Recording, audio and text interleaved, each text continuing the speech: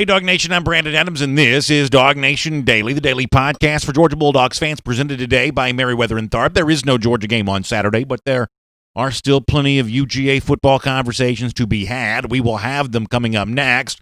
Terence Edwards is going to be with us here today. We'll talk to him about where Georgia goes from here, the remainder of the 2020 season. We'll focus in on some of the work that Georgia may be doing behind the scenes to try to get better over the course of the next couple of days. There's like a little bit of minor controversy out there in college football. I don't think it's going to come to fruition, but it's at least worth kicking around for a little bit. We'll do that. I'm in a much better mood today about all of this than I was yesterday. There was one of our longtime faithful listeners and viewers who sent me an idea about Georgia, Missouri that I had not contemplated. And ever since then, I've just been kind of a little bit of a better mood about all of this. So I will we'll just have a good time. We're going to have fun. I'm glad you're here. Thanks for doing it. It makes it easy for me to be able to come in here and do this show, even in the weirdness that is 2020. So I hope you get something out of it as well. DawgNation Daily, the daily podcast for Georgia Bulldogs fans, presented by Meriwether and Tharp, begins right now. Today's episode of DawgNation Daily is brought to you by Meriwether and Tharp, your source for Georgia divorce. Find them online at theatlantadivorceteam.com. Presented by DawgNation.com. This is DawgNation Daily, the daily podcast for Georgia Bulldogs fans. Here's your host, Brandon Adams. I don't want to overstate things, but I do believe that yesterday, near the end of the show, may have been the darkest moment in DawgNation Daily history, obviously presented today by our friends at Meriwether and Tharp. We were already, just to be honest, in a little bit of a bad mood. Obviously, you lose a big game to the Florida Gators, those lousy, stinking Gators. You're not going to like that. So we've been kind of a little down about that to begin with, but at least there was a game on Saturday to get excited about and a chance to maybe see some new blood from Georgia, possibly the quarterback position. Georgia was saying all the right things about wanting to get out there and play. As we've said before, we think there are a couple of SEC teams that might be looking for a soft spot to land right now, not so much interested in playing out the remainder of the schedule. Georgia not one of those teams, and around here on our program, we took a little sense of pride in that, listen, Georgia's ready to go out here and do that, and I was getting ready to, head over to Como and get ready for the game against Georgia, Missouri. And during the broadcast, we find out, no, that's not going to happen. Missouri's got like one person that tested positive and 87 people in quarantine. So therefore, you can't play Georgia, Missouri on Saturday. And I was pretty down in the dumps about that when it first happened, because when you have a bad moment, Georgia had one of those against Missouri, Florida a week ago, you want to turn the page. You want to quickly get back to business. I think the Georgia team felt that way. I think a lot of us kind of felt that way about, how things were kind of going to go after the Florida game. You just kind of want to do that. And so when you find out you're not going to be able to do that, and there's kind of more of this 2020 weirdness that creeps in here, I have to say in the moment, it just kind of stung. I'm just not too excited about all of this. I will happily report to you here on DawgNation Daily, presented by Meriwether and Tharp, though, I am in a much better mood now. And part of this is kind of for what's going to happen for Georgia behind closed doors. Part of this is just kind of a fresh new perspective for me. And over the course of the next couple of minutes, I'll see if I can win you over to just kind of embrace everything that's going to happen next. I want to start with a piece of audio from Kirby. Now, I played a short version of this for you yesterday for a different reason, but now in more context, here's the longer version of what Smart said his team would do if the Missouri game did get postponed, because we did know about the possibility of a Missouri positive test very early in the week. This is what Smart said about that when he was kind of first starting to become aware that this might be a possibility for the Tigers. Here is Kirby Smart. I don't even want to think about that. I know there's rumors out there and things like that, but I don't want to plan on that. I don't want to say what I'm going to do, because a lot of that can be dictated by what the next week is, what we're going to do. We've talked about it as a staff and got a plan we feel comfortable with. We got to continue to get our team better. I'll say this, that we need a game. We want to play, and get given an opportunity to do that, then we will. If we don't, then we got to work to get better. And, we get to go against each other pretty good too. We got a pretty good defense, a pretty good offense to go against each other and compete as well. So we'd love to do that. So Kirby Smart is all of us at the beginning of that quote. When he's asked, hey, what will you do if the Missouri game's not played? He says, listen, I don't even want to think about that. I don't even want to talk about that. I don't even want to put that out into the universe. Smart, kind of understands. I think we all kind of have felt that way of, hey, some of the bad news of 2020, let's just not even go there until we have to. Well, now you have to. And Smart says if we're forced to, then we'll work on getting better. And when Smart met with some reporters yesterday, a part of the weekly SEC coaches teleconference, at that point in time, he had just been made aware that the Missouri game was not going to take place. So he kind of drilled down a little bit more about what the next few days will mean for his team, even though they can't do what Smart just said they want to do, which is play a game. Since they can't do that, what will they do? Let me read this to you from Smart, and you can get the full, quotes and everything else from the story at DawgNation.com. But this is Smart kind of making the best of a bad situation with the game getting postponed on Saturday. He said yesterday, we've got a lot of young guys on our roster who didn't get spring practice, who didn't even get fall camp even. And those guys get an opportunity to get better. We've got an opportunity to grow and develop and get better and work against each other and have some competitive periods. That's Kirby Smart. Part of the quotes from just finding out that the Georgia-Missouri game is going to be postponed. If you go to DawgNation.com, you can read the rest of that for yourself. And I think that's exactly true. And I want to zero in on one aspect of this right now for a couple of minutes, and I really do think this matters. We have focused so much on quarterback, and with good reason. The Georgia quarterback position has just not quite this year been what it's supposed to be if Georgia wants to fashion itself as a national championship contender. We're not going to sugarcoat that. It needs to be better than it's been.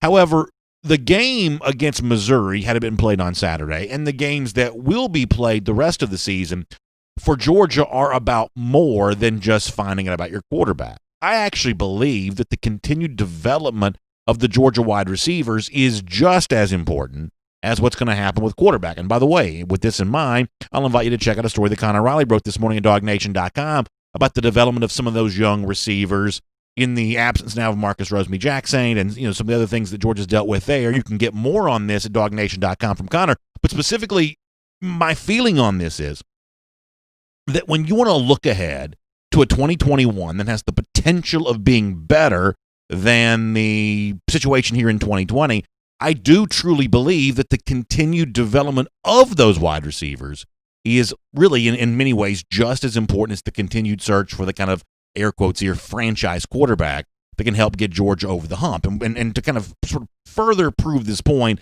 let me let you hear a little bit from Kirby on the receivers. One of the things that Kirby acknowledged, this week on the heels of the Florida game, on the heels of an offense that's at times not quite giving you what you need, a little bit of a lack of continuity at receiver, a lot of guys who've been banged up, and I would say, maybe a lack of experience also with this group as well.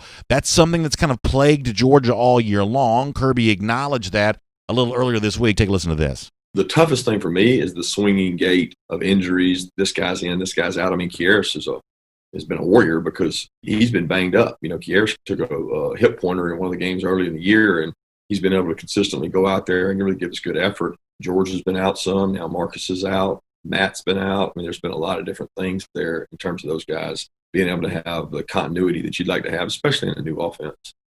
So when you hear Kirby Smart speak that way, say those things, as I said before, I think there's something kind of hiding below the surface of that. It's not just injuries, and it's not just a lack of continuity. Part of what you're forced to do if you're Georgia this year is trust a lot of receivers in big spots who've never played before. You've got incoming freshmen who literally have not been on a college field, and as Smart said from his quote going back to Wednesday, they missed out on the spring practice. They missed out on the traditional fall camp. They missed out on those moments to truly develop the way they otherwise would. They are inexperienced players, but even less experienced here because of the weirdness of 2020 than they otherwise would have been. And Georgia says at the receiver spot, they've been forced to use them, and that's an uncomfortable position for a coach to be in. But when you think about Georgia's pursuit of getting better, this is one of the remaining games matter for Georgia. When the Missouri game is finally made up, or the following week, which we believe is going to take place against Mississippi State, or South Carolina or Vanderbilt, whatever else, every ounce of experience you can get for these receivers, every ounce of development you can get for this group is going to make the transition to an eventual starting quarterback all the much easier. And if you don't believe me on this, let me put some stats behind this as well. There's a guy named Bill Conley who writes for ESPN.com, and one of the things that he tabulates every single year is a formula for potential success based on returning production from the previous year. Not returning starters, because that number alone can be misleading. Returning production. So you look at the yards gained and the stats produced, and you take the percentage from a year ago and discuss how much a team is bringing back this upcoming year. And when it comes to offense, Bill Connelly from ESPN.com has found something pretty interesting, that the returning production at the receiver position means a whole lot more than you might actually imagine. Let me read you a couple of sentences from a piece that Connelly wrote going back to February at ESPN.com. I'm not going to put this on the screen. I'm just going to read it for you. Connelly says, in terms of turnover and attrition, some positions are indeed more important than others. He says, after years of tinkering, I found that the following percentages create the strongest tie between returning production and offense and the following year's improvement or regression. He says the percentage of last year's quarterback passing yards is 32% of the formula. The percentage of the wide receiver tight end receiving yards is also 32% of the formula. Offensive line returning starts, just 17.5%. Percentage of offensive line snaps, 12%. Percentage of running back yards, just 6.5%. So what Connelly says at ESPN.com, he says it might seem surprising that wide receivers and quarterbacks are equal. He says, of course it makes sense that returning your quarterback is important, but continuity in the receiving core carries equal weight, he says. He says that rushing yards are far easier to replace. This is a little bit counterintuitive. This is not the kind of thing that we necessarily expect to be true, but Connelly's been crunching these numbers for a number of years and says when you talk about being better in a future year, how much of your receiving production you bring back is a big predictor in all of that. So if you look at Georgia right now, the guys who are leading the team in receiving, you've got redshirt sophomore, you've got junior, you've got sophomore, freshman. You do, by the time you get to the number 7 receiver on this team, you finally get down to Trey McKitty, who's a senior. But at least the first 6 receivers, seemingly for Georgia thus far this season, have a chance to come back next year. When you think about returning production to wide receiver position, the percentage of yards gained in 2020 that comes back for 2021, Georgia has a chance to stand much higher on a list like that heading into the new year. They have been in quite some time. And so the transition to the next starting quarterback at Georgia, whether it be someone who's currently on the roster like JT Daniels or someone who's about to be here for next year like Brock Vandagriff, the availability of returning production at wide receiver will make that all the easier to take place. That's why these games matter the rest of the way. As much as you can get for these receivers, as many chances to catch balls, as many chances to be a part of an offense, as much as you can get for those guys, even if the games themselves aren't pretty now, it could lay the foundation for something that's far prettier later on. And to kind of wrap all this up, let me give you one more optimistic thought. We can all catalog and highlight all the ways in which the Georgia offense this season just hasn't quite been what it's supposed to be. But Smart this week did echo something that I've said before. Even in the midst of the ugliness and even in the midst of the frustration and even in the midst of the awareness that Georgia's just not a national championship contender, there are a lot of aspects of this offense, believe it or not, this year that have been better than last season. So if you want to feel good about what Georgia can work on the rest of the way, including behind closed doors in some practices this week, let me let you hear one more slightly positive note from Smart on what the wide receivers have done and what they might be able to do more of. I do feel like we have gotten open more this year, whether that's by alignment, assignment, level of competition. I don't know. We've gotten open. We've missed some and we've hit some, but I think we've improved in the passing game. We just haven't reaped the benefits of it because we're not accurate enough. We don't hit enough open guys. So it may not look pretty in the final 4 games that Georgia gets a chance to play, assuming it gets to play them all.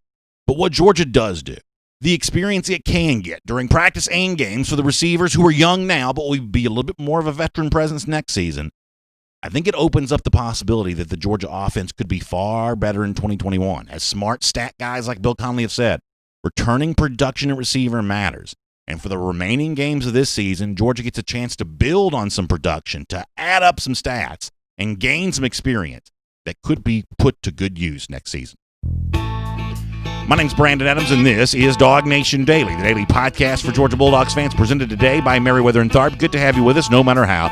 You get to us today live on video, 10 a.m., Facebook, YouTube, and Twitter, or on the radio at noon on Athens Sports Radio 960 The Ref, and as a podcast wherever you find them, including the world-famous DawgNation.com. Great to have you with us, and really appreciate our friends at Meriwether and Tharp making all this possible. You know, I've known the folks at Meriwether and Tharp for a long time.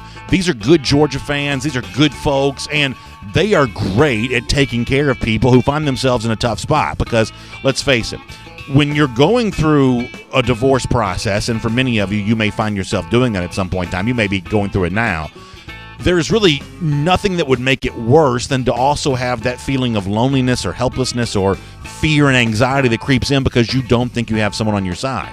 Let me tell you right now that you need to play defense against that right away and make sure you reach out to my friends at Merriweather & Tharp. They're your source for Georgia divorce. You've got questions about the divorce process. They have answers for you, and it can start with a free initial consultation. You actually speak on the phone to one of their attorneys, and I've known people who've done this, and they've told me that it was a great way to start the process, to learn, not just to get questions answered, but to find out even what the right questions are that need to be asked. It's an invaluable step for you if you're finding yourself going through this. So please check them out online at theatlantadivorceteam.com. That's theatlantadivorceteam.com. That'll get you in touch with Merriweather & Tharp, your source for Georgia divorce, and good friends of ours here at DawgNation. I cannot recommend them any higher than I do for anyone who finds themselves on the precipice about to have to go through a divorce. Make sure you have Merriweather & Tharp on your side. All right, we're going to continue to have some fun here today.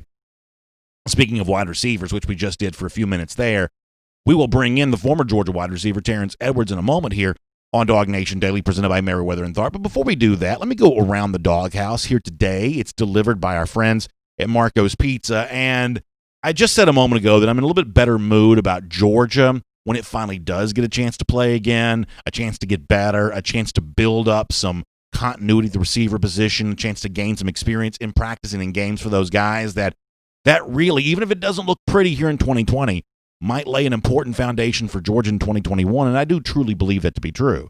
But even beyond that, I'm also in a little bit better mood from the kind of fan perspective about what's going to happen the rest of the season here. You know, our buddy Santiago Diarn, who's been a great commenter and viewer of DawgNation Daily for a long time, he mentioned to me yesterday, he said, you know, BA, you do realize that when Georgia, if it does go to Missouri on December 19th, and that's not confirmed, but it's certainly a possibility, a strong possibility maybe even, he says, you do realize there's a chance that Georgia plays in the snow in Missouri in kind of mid to late December. And I'm sure some of the Georgia players would probably rather not do that. But you want to talk about just kind of a fun way to end the strangest Georgia season, maybe of certainly in recent history, if not of all time. I got to tell you, I don't hate the idea of being in Columbia, Missouri in the snow at the end of December to play that game. It would at least be kind of a fun visual to experience here. And for some Georgia players, maybe kind of a memorable experience too. So I'm kind of curious about all of that. And, you know, even beyond that, if Georgia is playing on the 19th, even if the weather is somewhat normal, if not a little bit cold, you know, I think for a lot of Georgia fans who that's around the time of year when you have like your neighborhood Christmas party or you get together with friends from work, or to the extent any of that's even possible here in this, you know, strange 2020, you know, I think a UGA-themed Christmas party on December 19th if Georgia's playing Missouri, I think fans will embrace that. I think they'll get into all of that and make the most of the situation. I really do. I think that the next few weeks of Georgia football, the chance to be back in Athens next Saturday and what we think is going to be the game against Mississippi State, it seems like that's kind of going okay right now with the Bulldogs dealing with their own, the other Bulldogs, the Maroon Bulldogs, dealing with their own coronavirus stuff right now. I think people are excited about that. I think the games that are still to come, with Georgia working to get better, you know, folks getting together with friends to enjoy the remaining schedule that is. Honestly, I'm ready for all of it. I'm disappointed Georgia's not playing this upcoming Saturday, I'll admit. But to see what Georgia has in store and to experience, you know, our chance to watch college football this year, something that a lot of blowhards back in the spring and summer told us wasn't going to happen. I am ready to enjoy all of it, and I hope that you are there as well. It's Around the Doghouse. It's delivered today by our friends at Marco's Pizza. You know, Marco's Pizza is America's most beloved pizza because it's real, authentic pizza made the Italian way. I love my friends at Marco's Pizza for a couple of reasons. First of all, I've got 2 young kids, and so when you're thinking about, you know, Marco's Pizza, you're thinking about great pizza at also a great price. The parents care about the price, I can promise you that. And Marco's Pizza does come at a great price. You can feed a whole bunch of hungry mouths, and it's, you know, going to be baked for you in a 450-degree oven. After that, nobody touches it. It's contactless delivery right there to your door, and it's easy to order. If you haven't gotten the Marco's app, you should do that, or you should check them out online at marcos.com. There's a good bit of sports here this weekend, whether it be what's going to go on with the golf, what's going to go on with college football, or, you know, a little pro football heading towards Sunday. A lot of folks watching some sports. There's nothing that pairs better on game day than our friends at Marco's Pizza. So check them out online, Marcos.com to place your order, or use the Marcos app as well. All right, before we're done on today's show, I'm going to take a look at another college football power.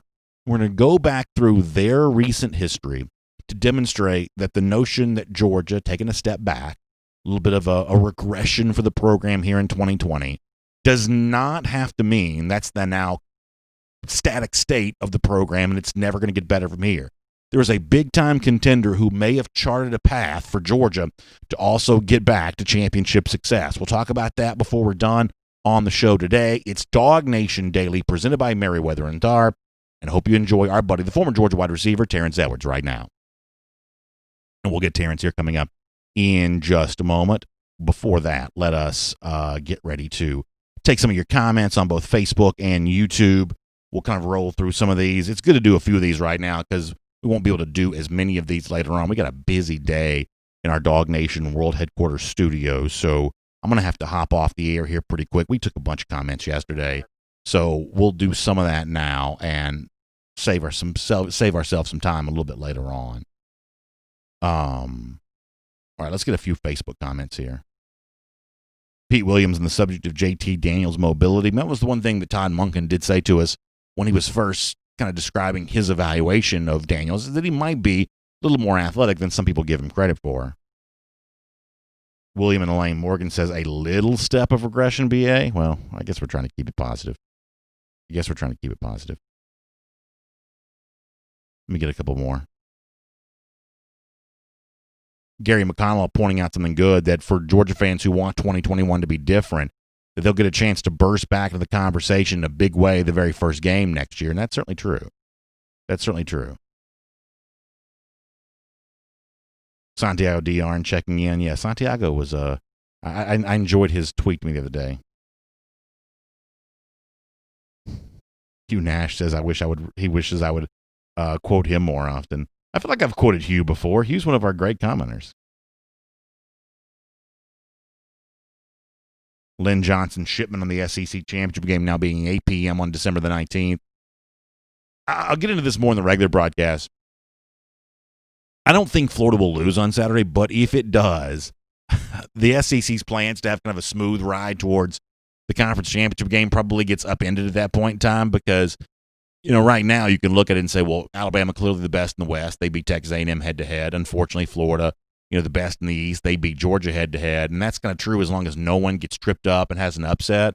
But if that happens, all of a sudden now the need to play the rest of these games becomes a little more critical. So we'll talk more about that later on. We'll have some time for a few of your comments later on, too. But for now, this is the reason why you show up here on a Thursday. It's the former Georgia wide receiver, our good friend, and a great part of our DawgNation postgame show, and lucky enough to be here on DawgNation Daily, presented by Merriweather and Tharp right now. Let us talk to Terence Edwards. From Athens and across the SEC or wherever the recruiting trail may lead, here's a DawgNation.com insider. We'll say hello to Terence Edwards here. We appreciate him being on DawgNation Daily, presented by Merriweather and Tharp today, and we enjoyed him on the UGA, our DawgNation postgame show as well. That has been a lot of fun, too. And, Terence, unfortunately, we're not getting to have the conversation today that I wish we were able to have, which is, how does Georgia get better against Missouri, and what do you expect to see? And we have to put all of that on hold for right now because that game is postponed. But this is one of those days where I'm really glad to have you as a former player on, because now there's a chance for intense end-of-week practices that otherwise wouldn't be taking place. Georgia would have to be going through its kind of pregame type walkthrough type stuff. So given the fact that there's kind of an impromptu off week now, how do you think Georgia uses it the best that it can to get as good as it can get for the games that still remain this season? Well, I think personally they probably should have more of a mini scrimmage within the team. Let's try to get better. Let's go ones on ones and just see who's gonna quit and who's gonna continue to push on.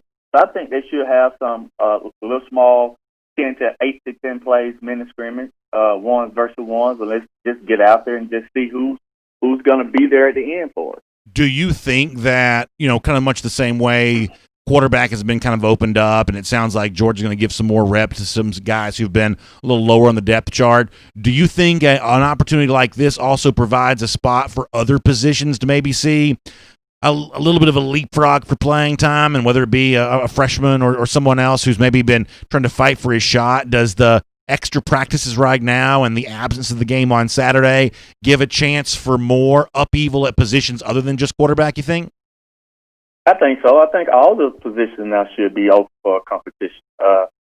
We got to get the players. I know that our goals for the future is not there anymore. The SEC championship is not likely there. The playoff run is not likely there. So I'm not trying to mail in the season, but I'm also trying to see what I got. I mean, recruiting is a little different this year. So you're really going to have to hone in on what you have on your roster right now and then try to find some players to fit in for next year. But it's definitely, let's see what some of the younger guys can do in practice. I don't necessarily need it in the game, but let's just put those younger guys versus the older guys and see what they can do. Yeah, I think that's exactly right. Let me focus in on your position here for a moment, wide receiver. I was talking about this position before you joined us on today's show because, look, I think when you look at Georgia's pursuit of being better offensively in 2021, more continuity, more experience for some of these talented young receivers would obviously go a long way towards doing that. I mean, what is your specific evaluation of that position group right now, and what would you like to see more of from them in the what we think is going to be 4 games remaining this season? What would you like to see there from that position group? Right now, I think just more execution from the standpoint of just learning the college game. Just one with Jermaine Burton. I think he has played better each week that he's played. He started off, in my opinion, a lot shaky, just not learning, not knowing what the SEC football is about. George Pickens is an ultra-talented guy. Everyone knows how I feel about him. I just think he still has to continue to grow and mature as a young man. Kearis Jackson really came out of his shell this year, and he showed people that he is a viable option in the passing game. Now, we just bring along with Dominique Blaylock coming back next year. I think this Todd Monken offense is only going to evolve. I personally think we haven't seen the best of the offense. Why? Because I don't think he can put his whole offense out there because of the quarterback situation, that he trusts a guy. He doesn't trust a guy yet to throw the whole playbook out there. So offensively, I love what Todd Monken has done. Now, we just got to bring the receivers, and I think they've done an excellent job, but they just need to continue to grow with more game reps. And the quarterback position just needs to grow and trust that he could go out and make those plays. Smart reference yesterday, the lack of spring practice, the lack of a traditional fall camp for a lot of the incoming freshmen at receiver. A couple of names come to mind, guys like Jermaine Burton, who's playing right now, guys like Justin Robinson, who's looking for that chance to play a little bit more, even Rosemary Jackson, who obviously got hurt on Saturday. How much do you think the development of freshman wide receivers was impeded by the fact that they didn't get the traditional transition to, G-Day and summer camp and all that kind of stuff, the weirdness of this year? How much do you think that hurt their development potentially? Oh, it definitely hurt. Not having to get those live reps in the spring practice. They just did a lot of Zoom calls, and man, we can meet all day, but once you get out on that field and go through a practice full speed, it's not the same. And I think that did hurt the progression of this offense a lot. I mean, you just look at the quarterbacks that is in the SEC with Mac Jones and the Florida quarterback. They've been in that system and understand exactly what the offensive coordinators and the offensive coaches are looking for. I mean, we don't have that continuity right now because of the pandemic. We're just going right. This is basically our spring practice for the Georgia offense right now. And I've actually liked what we've done so far. Now, just those young guys getting to understand and get opportunity to get the spring practice and hurt their development, especially at the quarterback position. So speaking of quarterback, that was one of the things we expected to be a huge storyline going into the Missouri game. It seemed like, due to injury, Stetson Bennett was unlikely to play, and the opportunity was going to be opened up for whether it be Dwan Mathis Moore, JT Daniels for the first time, or whatever else. It seems like that's kind of what we were heading for a Missouri game, a chance to see either more of a guy we've only seen a little bit of, or the first opportunity for Daniels in a Georgia uniform. Now that's kind of put on hold until the following week. We think in Athens against Mississippi State. What would you do at the quarterback spot right now if you were Kirby Smart? I just have an open competition. Seems like that's been the key word, just open competition. And, I mean, we have to take Kirby at face value. If he feels that Stetson Bennett or Dwan Mathis give us the best chance, then that's what we have to take. I would love to see JT Daniels get an opportunity in in-game situation just to see what he can do. Can he be worse than the ones that we had? Yes, he could be, but without that real live game rep, we don't know. I think the fans are clamoring to see what JT Daniels can do because we've seen the other two already. Would you mind telling me a little bit about, your experience as a player when it comes to like the scout team stuff? That's where Daniels has been kind of relegated to, and it certainly sounds like that, you've only got a limited opportunity to impress when you're down there, that you're getting just a small number of practice reps, and the idea that you're going to earn much playing time when you're not, working as the number one or maybe in some cases as the number two, that you're just not going to get as much of that. As someone who experienced, certainly going up against scout team, things like that as a player, how tough is it if you're the guy that's kind of in that spot? It has been Daniels before. It might be Carson Beck now. How tough is it to impress when you're kind of stuck in that scout team situation? It's tough to impress. I mean, the only thing that you're doing as a scout team player is you're looking at the cards that the coaches are holding up running the opposing team's offense or defense. So you're not running your stuff. You're not doing the proper drops. You're not doing anything that you would do offensively or defensively if you doing your daily game week prep. So he's down there running the opposing team's offense, so he's not doing anything that we would do. So it's a lot different. I mean, he could go down there and freestyle and throw bombs and throw it, and it looks good, but it's not in the context of what we would do offensively. So it's hard to impress down on the scout team, but I mean, you can go and try to make the throws that they ask you to make, and try to make the defense or the offense better on the scout team. Let me finish with this. It was obviously a disappointing day on Saturday. I'm not going to lie to you. I mean, I don't like those lousy, stinking Gators. They didn't like losing that game. I'm sure the Georgia players feel even more strongly about that because they're the ones out there putting it on the line. And you got to shake it off. You got to get better. You got to move on. From the standpoint of Georgia, what's the best way to get that done? What is it like to have to, do something like that? How do you feel that Georgia handles the mental part of that this week, knowing that you've got to put it in the past, you've got to look ahead to better days, whether it be the rest of this season or a chance to get revenge in 2021? How do you effectively turn the page right there? The old slogan that we always say, you just got to flush it. You got to get it out of the system. It happened. You can't do anything about it. You can't replay the game. You can go and self-evaluate, self-scout, and see what you did wrong. Coaches can go and point out just a couple plays. I wouldn't harsh on this game if I'm the coach. I'm going to point out a couple of plays that we messed up for us, the miscommunication that we could get better and move on. I mean, unfortunately, we don't have a game this week, so they had to move on.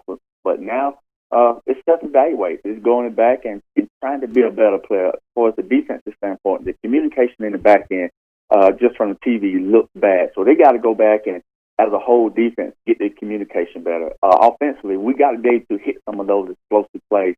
So the timing has to be better. Receivers have to run a route exactly like they're going to run it in the game. They have to run it in practice so the quarterback get the timing down. Quarterback has to prepare like it's a game situation. You can't lie to gag on these routes in practice. Think you're going to be able to hit these deep balls in the game. Well, Terence, I tell you what, it's great to talk to you. I'm going to miss being a part of the DawgNation postgame show presented by the UGA bookstore on Saturday, but I will remind folks, though, be back in Athens next week for the DawgNation postgame show, not just on the video channels, but also personally, me there at the UGA bookstore. And folks, if you're getting ready to shop for some holiday stuff or that tough to buy for person in your life who's a big Georgia fan, no better place to get that Georgia apparel than right there at the UGA bookstore down there on the first floor. It's all available to you. All the great brands, the Nike, the Vineyard Vines, the Peter Millar. It's the only place you can get the UGA 10 line from our friends at Peter Millar. Just really, really great UGA shopping opportunities for all kinds of great dog apparel. It's at the UGA bookstore. I'll see you there in person next Saturday. And, of course, for all of you, we'll see you for the DawgNation postgame show presented by the UGA bookstore next Saturday as well. Terence, thanks for your time here today. Hope you have a great weekend, and I guess you get a chance to enjoy a Saturday off, and we'll look forward to speaking to you soon. Thank you so much. So good stuff there from Terence Edwards. Is going to roll on here and do our SEC through. Let's take a look around the rest of the league. This is SEC Through. So one of the things that I do think is interesting about Georgia bouncing back, and Terence did a good job of describing exactly how all that's going to go down, is this schedule for Georgia is just different than most schedules have been. It used to be that and I hate to be this way, but if you lost a game to Florida, as bad as it was, you did have other rivalry games to focus your attention for the end of the season. Georgia had always played a November game against Auburn, for instance. You even had Georgia Tech to the extent that kind of mattered to you. You could refocus on a rivalry game at the end of the season. This year, just so weird and different that the schedule for Georgia doesn't really have that big focal point game the rest of the way. Now, you got a little bit of a revenge game against South Carolina, but that's going to be a hard thing to invent in terms of a storyline heading towards that game. You got to really stretch yourself to make that seem true. You don't have Auburn looming in November the way you have before. The toughest remaining opponent on Georgia's schedule is, at least by most measurements, the Missouri game that got postponed this week. So I'm not saying that means that Georgia won't refocus and won't circle the wagons. I'm not saying that. I'm just saying that the opponent making it easier for you to do that is not quite the way it works here at the end of the 2020 season. I think the league thought it was doing Georgia a favor by giving it kind of a soft landing at the end of the year, but now that the situation has kind of worked out a little bit differently, you almost wish you did have just like one more really big, tough game to go so that you could get up for that in a really big way. Let's move on here. Let's do our SEC through. And by the way, if you're getting ready to watch some sports here this weekend, whether it be golf, football, whatever else, or if you're just looking to kind of hang out and be with some friends and neighbors, things like that, nothing goes better with any of that than Classic City Lager. It's from Creature Comforts Brewing Company. It's a true Athens original, but you don't have to be in Athens to get it. You can get it whatever retailer you shop at. It is 6 12-pack cans. It's available all year round. It's a lager-style beer, which is a kind of lighter-tasting beer, but there's no sacrifice for flavor here. It's Classic City Lager. Look at those cans. They look, if you're watching a video anyway, they look great, and I can promise you the beer on the inside tastes great. It is good, cold beer. It's a taste of Athens wherever you happen to be this weekend. It is Classic City Lager.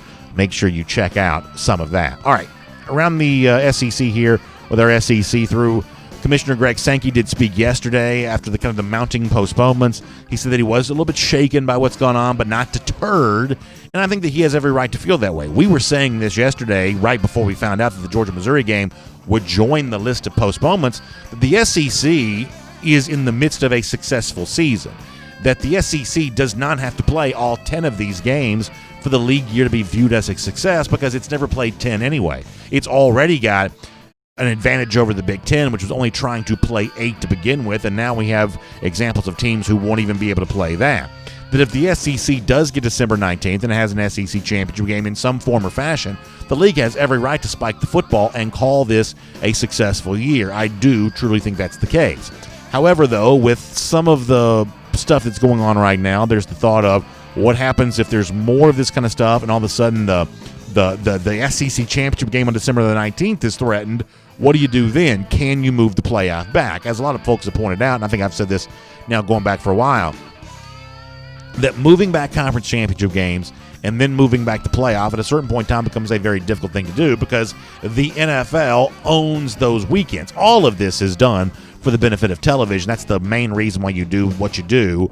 And moving this back, at a certain point in time, you run yourself into NFL wildcard weekend or divisional round weekend, things like that. And that just becomes a very hard thing to find any cooperative TV partner because obviously it's hard to compete against the NFL playoffs and expect to have any ratings whatsoever. The other thing is this happens to be a year in which the Rose Bowl is one of your college football playoff games, and they are very closely married to that January 1st date because of the flower parade and everything else. So as silly as that sounds, that's a big deal to those folks out there. So from that standpoint, moving back to get a later college football playoff becomes a pretty difficult thing to do. However, as it stands right now, everything's kind of on board to kind of go the way it's supposed to. It seems like you've got a very clear leader in the SEC West in Alabama, very clear leader in the SEC East in Florida. I don't expect the Gators to get tripped up by Arkansas on Saturday, but it would be interesting if it did happen. Because all of a sudden, then you've got a lot more reason to play out the rest of the schedule. Georgia would be saying, hey, one more Florida loss, we get back in this discussion to win the SEC East. They'd want Florida to keep playing. So everything is fine for the SEC as long as the two division leaders continue to win. So at least worth paying attention to on that front. By the way, speaking of Florida and Arkansas, there are still 3 SEC games on tap for the weekend. That is the headline game, believe it or not. You've got Will Muschamp kind of fighting for his job there at South Carolina. They go to Oxford to take on Ole Miss, and you've got Vanderbilt getting back after it against Kentucky. At one point in time, there were some corona rumors around Vandy, Kentucky, but I guess that didn't really materialize. I think maybe there's an assistant coach for Kentucky who's out on Saturday, but I think the game itself is expected to be played. So just 3 games around the league this weekend, and those are them. Let me also squeeze this in really quick. So Ohio State and Maryland is also postponed for this. Actually, that's canceled because there's no opportunity to postpone that. And here is a very interesting tiebreaker scenario at work in the Big Ten. There is no way to make up the games in the Big Ten that get missed because of how late they started the year. So one of the tiebreakers in the various divisions for the Big Ten championship game are the number of games that you play. That if you play fewer games than an opponent, and that opponent has same number of losses, things like that, the team that played the most games would go on to the Big Ten title game. So think about this in your mind. There's a lot of this on the internet right now. Next week, Ohio State's supposed to play Indiana. Indiana's turned out to be a pretty good team. Indiana would have a chance to win every game it plays but Ohio State. But imagine this for a moment. Buckeyes just lost a game this Saturday against Maryland. What if something were to happen to prohibit them from playing the Hoosiers next week? Then after that, if Indiana were to run the table, win all the rest of its games, believe it or not, Indiana would go to the Big Ten title game over Ohio State, even though I think most people would say Ohio State's one of the best teams in the country. Now, I would say there's no chance they end up letting that happen. Something will step in and intervene to prevent that from taking place, but there is a possibility that Ohio State, as good as it appears to be, could have coronavirus prevent it from making the Big Ten title game. So that'd be kind of a juicy thing to watch. And I was going to do one more thing on Will Muschamp and his job security there at South Carolina. Let me just save that for tomorrow. We'll make that your SEC through right now. The reason why is because I want to turn our attention back fully to Georgia here for a moment. On Thursdays in the show, we like to do our Kroger Fresh Take. Kroger is, of course, fresh for everyone, and they provide the fresh take for us here on DawgNation Daily here today. And I kind of want to do this from the standpoint, we had a commenter mention this earlier about the step back, the program regression that Georgia has dealt with in 2020. You can't really deny that it's occurred, but I would also say that you should be careful in thinking that all of a sudden the presence of that regression in 2020 now sets up a static situation where this kind of just is who Georgia is now. I think there's some evidence from college football's recent past that a step back for a major program doesn't have to be permanent. Let me give you an example on the screen here. I want to show you the run of Clemson football dating back to 2012. Now, I said earlier this week that if you're looking for a nice coaching comparison for Kirby Smart, it might not be someone like Nick Saban, someone we've compared Smart to in the past, because they both, Smart had been with Saban in Alabama. But by the time Saban had gotten to Alabama, he had been a veteran coach of a number of jobs, had gained a lot of experience, and Smart, when he began his Georgia career in 2016, was coaching in his very first games. That really the comparison you might want to make is with Dabo Swinney, who also took the Clemson job as a rookie head coach. Scuffled for a couple of years, then went 11-2 in 2012, matched that record in 2013. But watch this in 2014. There was a step back to 10-3, program regression. If you remember that 2014 season, Clemson lost by a couple of touchdowns to Georgia. You'll remember that game. Lost a game to Florida State, in which I think Jameis Winston was suspended, if I remember correctly. They also lost 28-6 to Georgia Tech. That's program regression. Maybe Dabo Swinney's not as good a coach as we thought he is, Clemson fans might have said in 2014. Yet that was a blip on the radar. By the time 2015 rolled around, college football playoff team, 14-1. 2016, 14-1 wins the national championship. A little bit of a regression again in 2012. I should say 2017 to go 12-2. But then 15-1 in 2018, and obviously last season 14-1 there as well. So if you look at the recent history of Clemson, you see that a step back, a pretty significant one that Clemson took in 2014, did not become a permanent thing for their program. If anything, it was just the step back to giant leap forward in future years. Clemson's been in the playoff every year since then. I'm not telling you it's going to work out exactly that same way for Georgia, but it certainly could. It's certainly a possibility. Now, the one thing that folks will point out is the thing that helped Clemson take that big step forward after taking a step back in 2014 was the emergence of Deshaun Watson as a big-time, high-powered quarterback. The same thing after Clemson lost more games in 2017 than they had in the season prior to that. The emergence of Trevor Lawrence in 2018 also allowed that next big step forward. Quarterback obviously matters on all of this, in other words, but Clemson shows you the way there, that you can be a program that kind of, goes backwards one year, but also taking a big leap forward in future years. And that's our Kroger Fresh Take, by the way, as we fire up the fight song and close out today's version of our program. It's brought to you by our friends at Kroger. By the way, Kroger's got a really exciting thing I want to tell you about. They're rolling out a new delivery service in select areas across the Atlanta area, Midtown, Dunwoody, Sandy Springs. It's a pilot service introducing a large selection of same-day delivery windows with a fee of just $4.95. You can order today, and you can receive $20 off your first order and no delivery fee. So a great deal there. Save $20, no delivery fee. Just go to this website. It's KrogerDeliveryDirect.com. That's KrogerDeliveryDirect.com. And you can find out more about this new pilot service. They're in and around the Atlanta area. Make sure you check that out. Let me also say this as we get ready to wrap up today. I tried to mention this at the end of the other show the other day. We just kind of ran out of time. Folks were asking, is the Gator Hater countdown coming back? Are we looking forward to playing those lousy, stinking Gators again? Yes, we will. We're pretty sure that game's October 30th for next season. We're going to wait just a little bit. But Gator Hater Countdown will be back eventually, and we'll see you here tomorrow on DawgNation Daily, presented by Merriweather and Tharp. And on video. Time now for our R.S. Andrews cool down. Appreciate all of you being with us here today. Look forward to a few comments here. We got a little bit of time to get this done.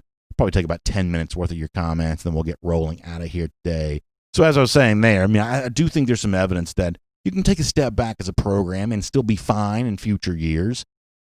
Clemson kind of shows you that a step back doesn't have to be permanent. I think the same thing could be true for Georgia as well. By the way, make sure you check out R.S. Andrews for all your air conditioning, your heating, your plumbing, electric needs. You can find them online at rsandrews.com. I was on Facebook a little earlier for some comments. Let me go to YouTube here right now. We'll get a few of those comments over there. All right, on the YouTube side of things here for a moment. DogFan3 says, why is BA leaving so early? So we're not leaving too early. We'll be here for a few more minutes. We just got a lot going on in the studio here today. Mr. Farrell says we have stepped back for a few years. Maybe that's the case. Maybe that's the case.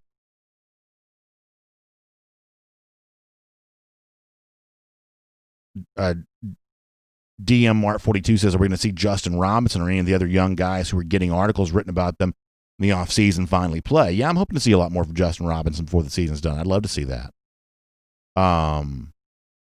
Jerry Dogs fan says, just count down until we whip the Gators again. It'll just be the countdown. That's what it started off with.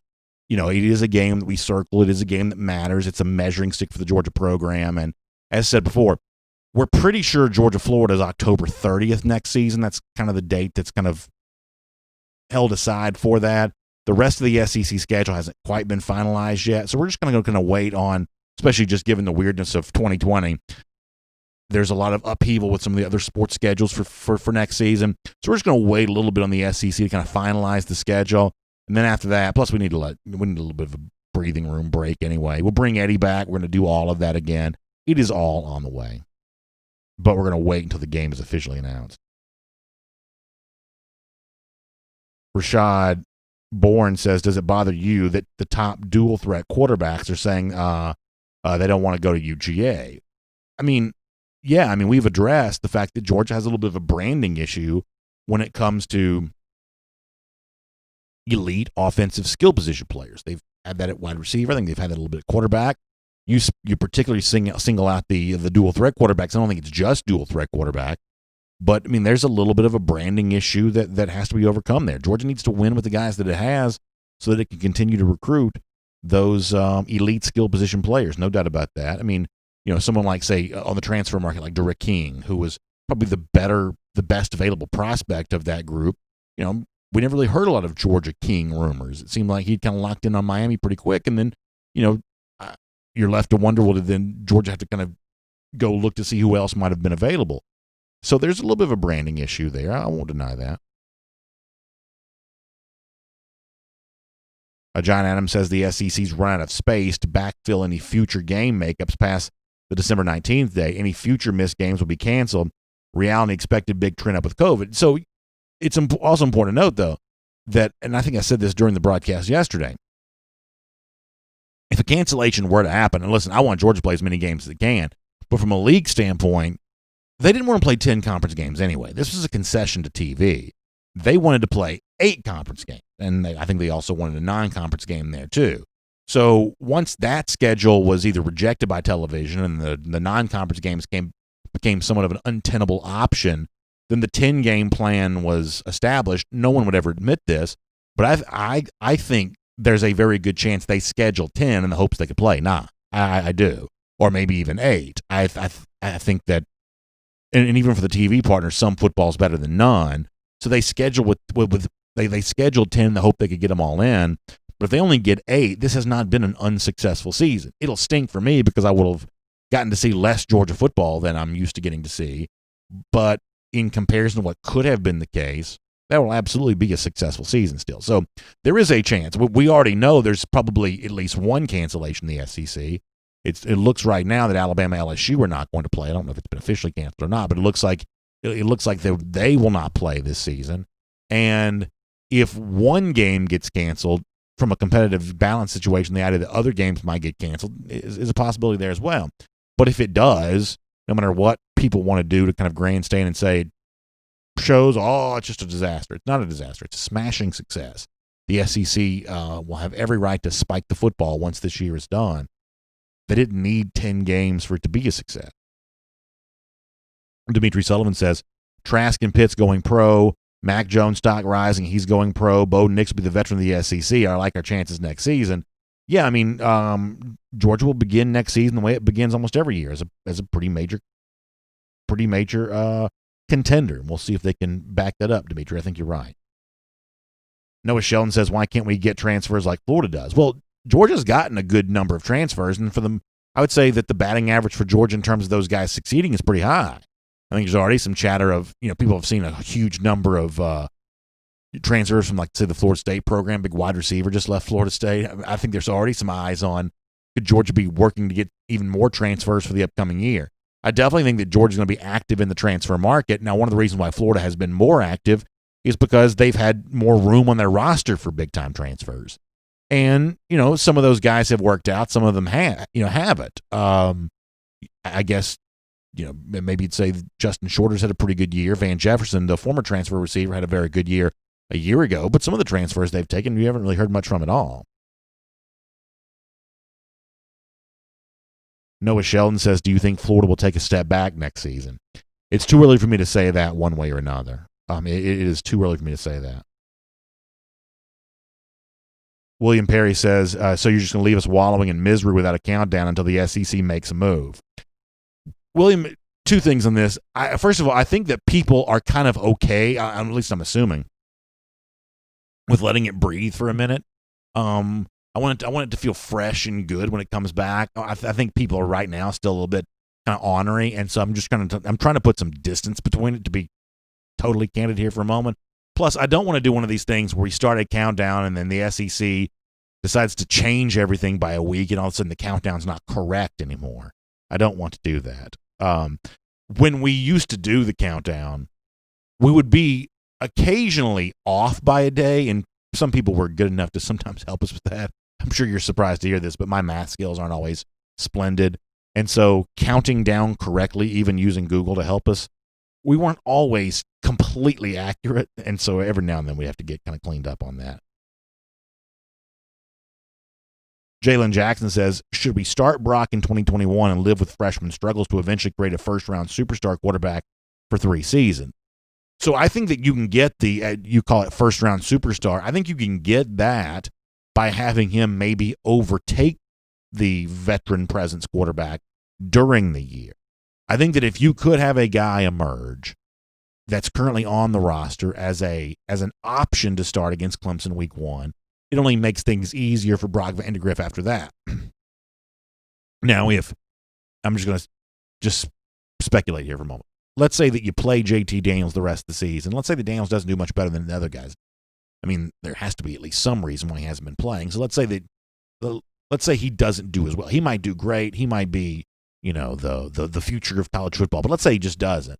At that point in time, you'd have to say, okay, is our best veteran presence someone currently on this roster, or does Georgia need to shop the transfer market once again? But I think for next season, a sensible quarterback competition is not 15 guys, multiple transfers. It's one veteran, one incoming freshman. And so you got to decide who is the veteran that could conceivably start against Clemson. Is it Daniels? Is it Mathis? Is it someone you have to go get from the transfer market? But you've got to have a veteran who could conceivably start that game. And if he holds off Vandergrift because Vandergrift's just too young, then that's your best shot of beating Clemson. And if Vandergrift overtakes him, then I think you feel even better about Vandergrift being that guy. I just don't think you want Vandergrift to be the quarterback by default. I think Kirby overrates the value of a quarterback competition sometimes in comparison to quarterback development. But the competition is part of the way in which the quarterback wins over the rest of his teammates. And so I do think giving Vandergrift someone to potentially overtake would be valuable. GB2 says the SEC West opponent for Georgia next season. I have to admit, I don't know who that is.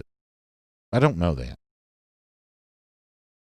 Guess I could easily look, but sometimes I'm not good at. Who is it, Connor? It was previously Arkansas. Oh, yeah, that's right. So I guess we'll have to see how any of that changes. Yeah, but it was supposed to be Arkansas. John Gluck says, I think the Florida game was the perfect storm for Florida this year. He says, I don't think they have moved ahead of Georgia, but we have to get the quarterback situation resolved. And I would say that there's a very good chance that all of that's true.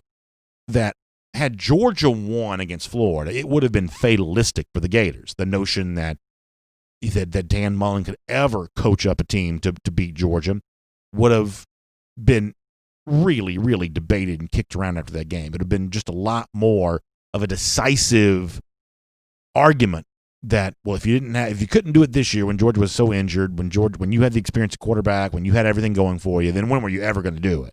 So it would have been a fatalistic argument had Mullen lost. Kirby losing opens up some unpleasant conversations and does take his reputation down a peg, but no one's going to say on the heels of Georgia losing this game that they are now never going to win again. No one's going to say that. It's just not the way that discussion is going to be had. So I do agree with John on that the stakes would have been higher for Florida in terms of losing than they are for Georgia, but it still identifies exactly where Georgia's got to improve and exactly where Georgia needs to get better. Dan Carl says you keep leaving Beck out of the conversation. Yeah, I just don't even really know what to say about this. Carson Beck may go on to be a great quarterback, but that's like at least 2 years away from happening at Georgia. In a normal situation, Beck would just not be playing right now. And, you can read what Kirby said about Carson Beck at DawgNation.com. It's up there right now. You can go read it. I've got nothing against Beck, but I'm not going to lie to you and say that a quarterback of Beck's stature who just showed up on campus is likely ready to play in the SEC. It's just unlikely that's true. Now, next year, he'll have been on campus for a full year. He will essentially be in his development ahead of where Dwan Mathis was this year because Mathis didn't get to practice for most of last year because of the health situation. So next year is a chance where Carson Beck can show some real growth. There's just only so much that you can show if you're Beck right now. It's just a fact. And, maybe there's a way of looking at this. I'm sure that Beck may see this way as a little bit unfair. That, well, how can I get my chance to prove I'm supposed to play if I'm not getting a chance to really practice the way that I want to? Fair or unfair, it's just what it is. That for now, Beck needs some seasoning. He needs some growth. And if he sticks it out, then he could emerge at some point in time. But I've never really expected that to be this year. Although Michael Meadows says that Beck will be Georgia starter next year. Courtney Lee wants to play Beck now. Well, there you go. Let me do a couple more, and we're going to go.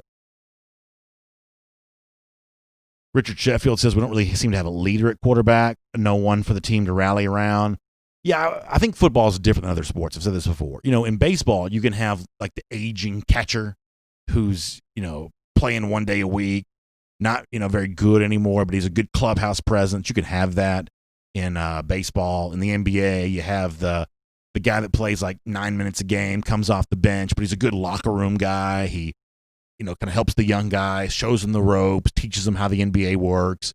I think baseball and basketball are sports where seemingly you can be a leader without particularly being a very good player. We see that all the time. I don't think football is that way. Football is just too physical. It's just too tough. That leadership has to be earned. Credibility is gained by how well you play. So if Georgia's leadership at the quarterback position seems lacking right now, I think the reason why that's true is because the play on the field doesn't lend you the credibility necessary to be a true leader. When a quarterback plays better, that's when he has a chance to be a better leader. Let me do a couple more on YouTube. Andre Derby says, would you play JT a half and play Dwan a half and evaluate them that way? Yeah, I would say if it's close during practice, they probably should both play. I'd be fine with that. If it's close during practice, I'd be fine with that. Jay Parker asking about Broderick Jones. Yeah, I would say, for Jones, for Ratledge, I'd love to see those young offensive linemen get their chance. I think that's a good idea. I hope they do. I hope they do. I'm not sure if. Yeah, I hope they do. And, Ratledge had been traveling some. I'm honestly not sure if he went to the Florida game or not. Light Dog 1968 says, I've seen enough of Dwan. He ain't the dude. So here's the other thing I'll say in response to that. The door of experience swings both ways. Like some people are saying, I'm not giving Carson Beck enough of a chance because I'm saying that he needs more experience to be ready to play. I think the same thing is kind of true for Mathis on the other side of it. That watching him play now as a redshirt freshman, a guy that missed a lot of practice a year ago, is not necessarily indicative of what he will be later on in his career. Maybe that happens at Georgia, or maybe he decides to move on somewhere else. With quarterbacks, that's always a possibility. But we have a tendency to want these guys to be ready right away, and if they're not great right away, then we have a tendency to want to put them in a box and say, well, he's never going to be good. That's just not the way that it works. Experience does matter, and for a guy who's playing right now without it, of course he's struggling. It's expected that he's struggling, but he might be better one day. And the same thing is true for Carson Beck. Of course he is likely not ready now, but going through the hard work of getting better at practice every day with whatever opportunity you are given at practice only increases the chances that he will be better eventually. That's just kind of the way that this works. I think there's a tendency to accelerate this process too much. Wonder why a guy who just got on campus isn't already starting for Georgia. That's an unrealistic expectation. And when a guy who has only just recently been cleared to play after a pretty significant brain injury, wondering why he's not automatically playing well, I think that's also an unrealistic expectation too. Matthew Wright says Justin Fields was inexperienced at UGA, but he was still ready to play. Well, he may have been. We didn't get a chance to see him play very much, but there is a kind of a rarefied air of prospect who will be more ready than others. In basketball, we think of this as like the one and done type guys. There are a lot of guys who play college basketball. A small number of them are one and done type players who can move on to the NBA. When I was coming up, that back in an age which high school players could go direct to the NBA, a lot of guys wanted to, but only a small handful were truly ready to move from high school straight to the NBA. It was like the elite level of prospect. They were more than 5 stars. They were like 10-star players. And in football, you probably have some of the same kind of stuff. There are a lot of guys who have, a lot of credentials, but a small handful of them separate themselves even from the other elite prospects. And Fields was probably one of those guys. Trevor Lawrence certainly was.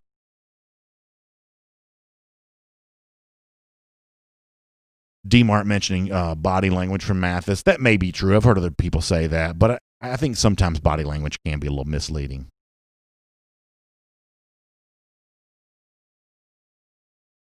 Bob Viquet says, concerning Jamie Newman, I've heard rumors during the spring.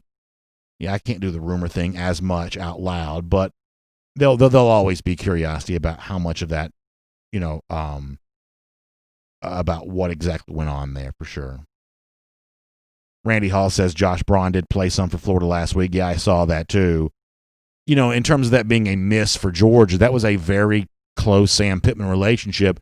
That's really the only attrition Georgia saw from Pittman's departure. So I can't blame him too bad for that. But when Pittman left, Braun opened it up pretty quick.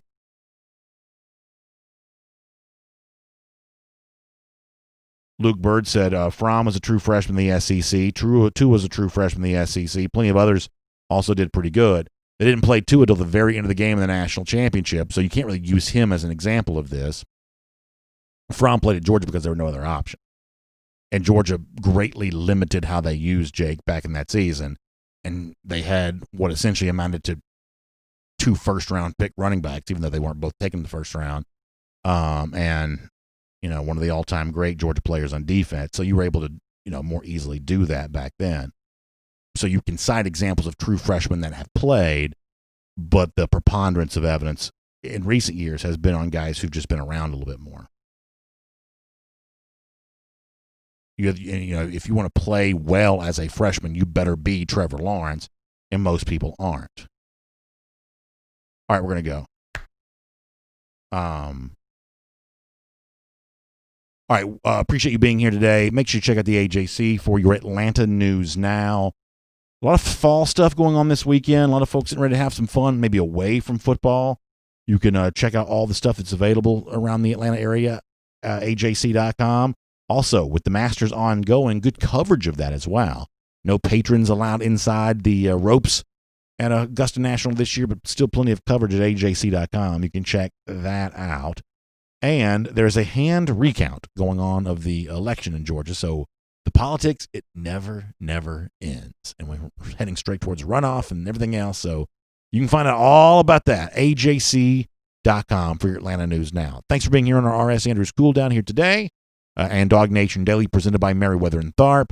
By the way, check out R.S. Andrews online, rsandrews.com. If your water heater goes out, in many cases, they can replace it for you the same day. But you've got to find them online at rsandrews.com. They'll take good care of you.